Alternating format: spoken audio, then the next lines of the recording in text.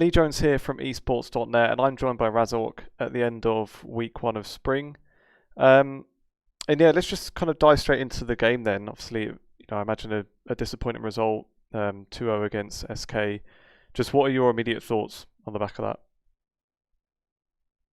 Well, we just discussed as a team what went wrong and stuff, and obviously pretty disappointed, but we are not like a bit. I'm trying to not like take it too hard because just another best of 3. There are gonna be a lot more games in the future, so it's for sure some games that we can learn from, and yeah, just it's pretty obvious that we had a really bad day, and it just felt very off everything. So.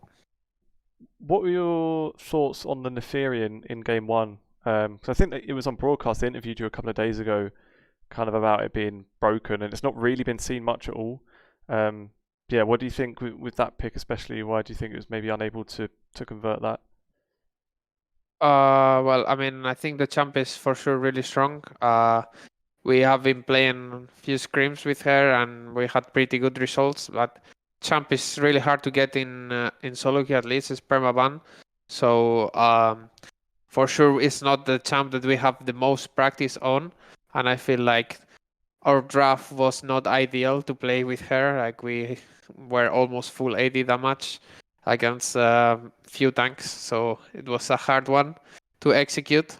But I think like we also played really bad. So yeah, the Nafiri couldn't show the true potential. Fair enough. What were your thoughts on SK's new jungle, Bukada? Obviously, it was his debut this weekend. Your first time playing against him. Yeah, how did you think he did? I think he played pretty decent to be his first game in LEC. I think probably in the first game I could see that he was a little bit more nervous and he was like trying to do more than he should probably do in the games.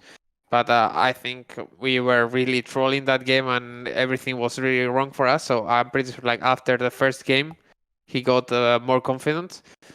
But yeah, I think he was like pretty decent, yeah. Sure. One change then, obviously, for you guys coming into spring, is Duffman joining. What is it that he's brought behind the scenes? I mean, for now, it's just he's in charge with Gax to do the reviews and making sure that we are all trying to be more mindful about tempo and how we want to play mid game and objective setup. Even though today we did not show that, I think we are already like improving a lot on that, at least in scrims. And I think against Giants we also did quite good stuff. But yeah, I'm looking forward to learn more with him so far. I was watching an interview you did with Geordie, that I think it was before the season started, and you said that going to GrabbZ and Gax this year, it was like having 2 bad cops. What's Duffman? Is it finally a good cop, or is it 3 bad cops now? He's for sure the chill guy. It's a person that just for the time that I've been with him, it's just impossible to get mad at him. Just the way he talks and his voice is like pretty chill. So it's like a very good guy to be around, and he's also very smart about the game. So yeah, I like him. Sure. And how do you feel kind of adapted to GrabbZ's style now as well? Because in that same interview, you kind of said about how with Nightshare he was more of like a friend of all the players, whereas GrabbZ is like more, I guess, more like of an authority figure that isn't exactly like one of the gang kind of thing. So yeah, how do you feel kind of having been a few months into it now, that that kind of environment that GrabbZ has created? Yeah, I mean for sure, I feel like GrabbZ has much more like authority, I would say, in the team. But I also feel like he has a lot of moments where he is like cracking jokes and laughing with us. So I don't think like he's extremely strict, but yeah, I think he's serious when it's when we have to get serious. And yeah, I think so far he's been amazing. Sure.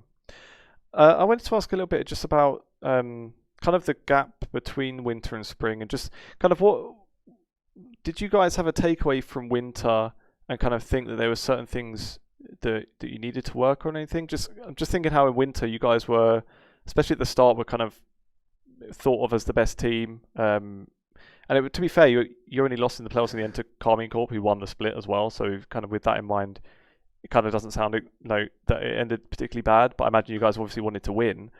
Yeah, that third place finish, was it something that kind of that did feel like underwhelming for you guys? And did it feel like there was clearly things to fix? Just kind of how's that been like? And with that break. I mean, for sure, I feel like it was great experience to play best of 5 Fearless, go to 5 games, and go deep into the champion pool. It was a nice experience, but of course we were hoping to go further than just 3rd place, losing to KC.